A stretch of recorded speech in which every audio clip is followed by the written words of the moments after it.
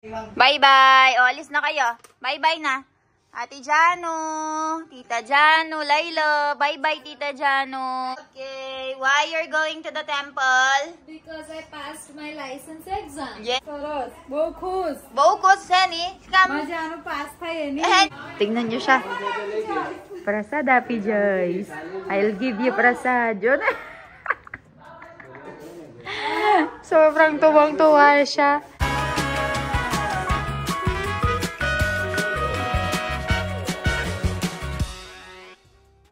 Iskesh. Oh, Jone. Ajo to karo marok damali chokro je. Who karat je? Jo. Guys, tingnan nyo si Iban. Umaakyat dito sa may sofa, oh. Sige, mahulog ka dyan, anak ko. Napakakulit. Ay, ay! Battery, battery. Bye-bye. O, alis na kayo. Bye-bye na. Ate Jano, Tita Jano, Layla. Bye-bye, Tita Jano. Where are you going, Jano? Temple. Okay. Why you're going to the temple? Because I passed my license exam. Yay! In first try, Jano passed. What is it, the licensure exam? For Australia. So, Jano, pinasa ni Jano yung licensure exam niya for Australia. So, pumunta sila doon sa may temple with baby Ivan. Bye-bye. Bye-bye. Yan yan. This side. Bye-bye. Take care. Laichal. He wants to go outside. JJ. Yay, JJ. For JJ. Because you're going to the temple, that's why you're doing Jeje? Yes. Very good. So, ayan guys, alis na sila. Balitaan ko kayo.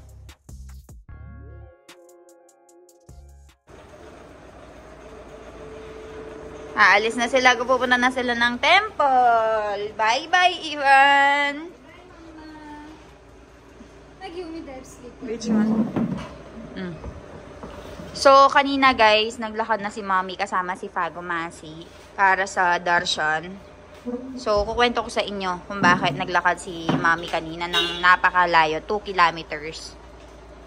Ayan, sila lang yung aalis, sila lang tatlo, and susunduin nga nila si Mommy. Bye-bye! Bye-bye, anak!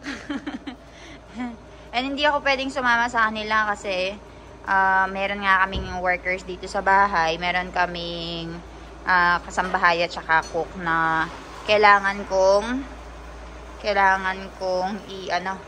i-assist. So, ayan si Sonal Masi. Sonal Masi, kemsho? Varisap karwano em? Kela diwas tiya varisap na ikayro. Daroj karash? Uche. So, si Sonal Masi, nililinis niya itong windows natin, guys. And matagal na nating hindi nakita si Sonal Masi. So, hindi ako pwedeng umalis kasi andyan si Sonal Masi and darating na nga yung cook namin and naglilinis sila. So, ayan. So, quick story tayo, guys. Quick kwentuhan tayo before ako mag-start na maglinis-linis dito or maligo. So, pagkagising namin, actually maaga akong nagising ngayon kasi ang dami kong mga bookings na inaasikaso. And, dahil usually maaga ako nagigising kumpara kay Jano, pero today mas maaga nagising si Jano sa akin kasi ngayon yung result niya. So pagkakita sa result, uy, pass! So tuwang-tuwa kaming lahat. Sabi naman, uy, magpa-party ka, ganyan, niloloko namin siya. So dahil nag-exam kasi si Jano, guys, diba sinasabi ko sa inyo na may mga reasons kung bakit July kami nagpunta ng Philippines. Unang reason ay dahil maraming trabaho sa farm. Pangalawang reason ay dahil kailangan mag-exam ni Jano. So, hinintay muna nilang matapos yung exam ni Jano bago nga sila pumunta ng Philippines. So, ayan, bandang mga June or July natapos yung exam ni Jano. Tapos, after matapos yung exam ni Jano, dun pa lang sila nagpunta ng Philippines. And nung tinanong namin siya, kasi ang tagal na niyang nag-aaral, diba? And in between, yung hindi na nga siya nag-shoot ng mga videos kasi nga busy na nga siya sa pag-aaral and nag-stop nga siya sa vlogging. So, dahil nag-stop siya sa vlogging, finokus niya talaga yung pag-aaral. And nung tinanong namin siya pagkatapos ng exam, medyo nahirapan nga daw siya and hindi siya sure kung papasa. And sumabay pa nga na masakit yung tiyan niya nung nag-e-exam siya. Kaya talagang negative na negative siya na hindi nga daw siya papasa. Pero dahil sobrang smart niya, ayan, pumasa siya sa first try. Sobrang hirap nung exam na yun. Ang dami niyang inaaral. Ang hihirap ng mga syllabus. Tapos makikita mo talaga siya, day and night talaga siyang nag-hard work. So, talagang matalino yung bata. Kaya first try nakuha niya. So, ayun, makikita na niya yung asawa niya. Magpa-file na niyan sila ng visa para pumunta doon since nakapasa na nga siya sa licensure exam.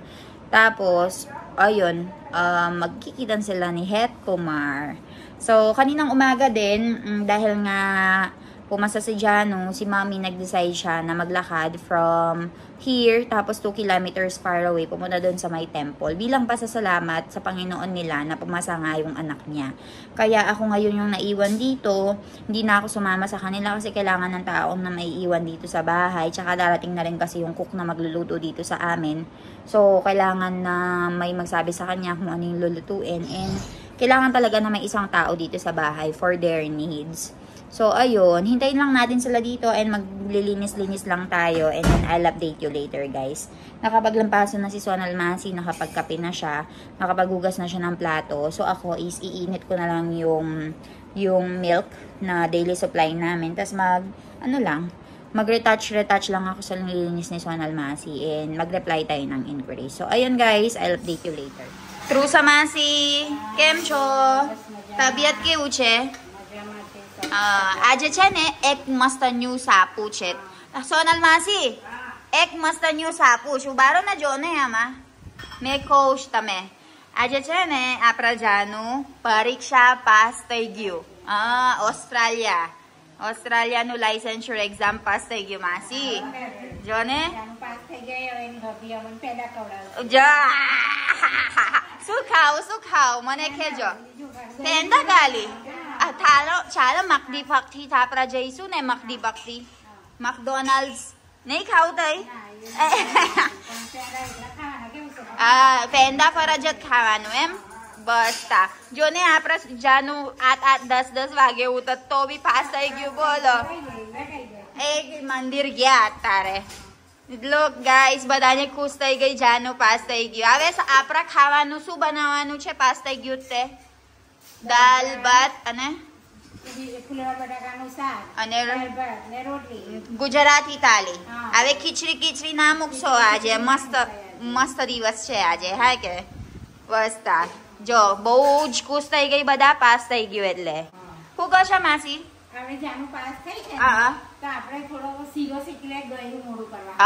સાચી વાત છે મસ્ત તો કેવું સોનલ માસી મસ્ત દિવસ છે એટલે શીરો ખાવાનું આપણે બસ એવું જ કરજો માસી હા કે બસ એ સારું મસ્ત દિવસ એટલે સ્વીટ ખાવાનું ચાલો એ ચાલે હા કે ચાલો so ayan sinabi ko nga sa kanila yung balita guys dahil nga pumasa nga si Jano so tuwang-tuwa sila and ita-translate ko sa inyo kung ano yung sinabi sa akin ni Trusa Masi and Sonal Masi. So, for today daw, magluluto daw siya ng dal, bat, sak, and rotli, yung normal Gujarati thali. And then, magluluto din daw siya ng siru or yung sweet. Dahil dito kasi sa India, kapag merong magandang okasyon, ay nagluluto talaga sila, ay nagdi-distribute talaga ng sweet. Parang ano ba? Okay, pumasa ako, ayan, kumain kang sweet. Ito yung treat ko. Parang ganun sa kanila. So, tuwang-tuwa sila. So, ayan guys. Magtrabaho muna tayo. Tulungan muna natin sila. I'll update you. दर्शन भाई तो फोन आया चायला करश फोन मस्त न्यूज सांभळावा बद्दा 2 મિનિટ કરું મે તને કેલો ખુશ થઈ ગઈ જો ને અને બ્રાહ્મણ છે કેમ છો બોલ ચાલ સરસ બહુ ખુશ છે ની કામ મજાનો પાસ થઈ હેની પરીક્ષા એનું લાયસન્સ એક્ઝામ એટલે આ જો ને એના સ્માઈલ નહીં કરતા અને આપણા બંધવાનું છે બ્રાહ્મણનું લાવો કર દો કેવું છે બ્રાહ્મણ નામ શું છે બ્રાહ્મણ મહારાજ महाराज છે લો હોસ્પિટલમાં જોબ કરવાની ઓએ કેટલો વિનાયકો પ્રિય નિત્યમ આમ તો સ્વસ્તિ મૃદંગો બેનો ડ્રાઈવર છે કેમ છો અહીંયા જ છે બેન અહીંયા જ છે જાનો કર स्वस्ति स्तुया विना साक्षात् धर्म कल्याण वृद्धिदाः विनायको प्रिया नित्यं आंत स्वस्ति ब्रुवन्दो नमः रक्षाबंधन जय श्री कृष्ण લા બરાબર તારું જે બાકી છે બાકી છે લે જાણો નાનો તઈ છે डॉक्टर साहेब ઈ વાત તો હજુ ખાગમાસીન ઘેસી વાત ओम मंद्राधा सबला संदो संदोरणा मनोरथा शत्रुनां वेत्रनारस्तु वेत्राणां हृदयस्तव यजमाने हस्ते रक्षा बंधनमाचल माचल जय श्री कृष्ण ઉભા રહો મમ્મી આવી ગઈ છે મિલન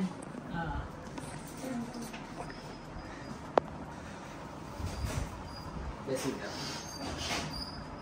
ओम स्वस्ति स्तुया विना साक्षात् धर्म कल्याण वृद्धिदाः विनायको प्रिया नित्यं तां च स्वस्ति ब्रुवन्दो नमः रक्षाबन्धनमाचल મિલન જય શ્રી કૃષ્ણ જય શ્રી કૃષ્ણ